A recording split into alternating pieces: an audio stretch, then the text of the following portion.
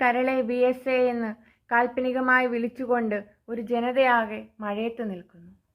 ആലപ്പുഴയുടെ പുന്നപ്രയുടെ വിരിമാറിൽ ചേർത്തു നിൽക്കുന്നു.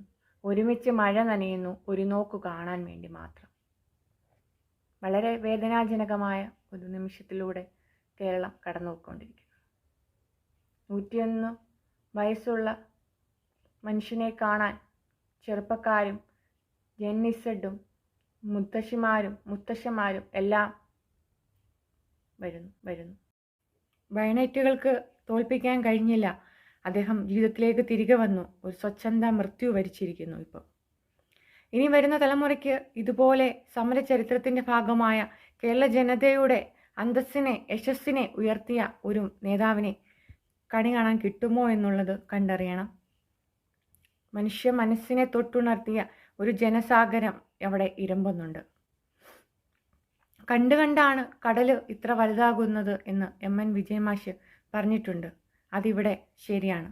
ഒരു മനുഷ്യസാഗരം ഇവിടെ ആലപ്പുഴയിൽ ഇരമ്പുന്നുണ്ട്.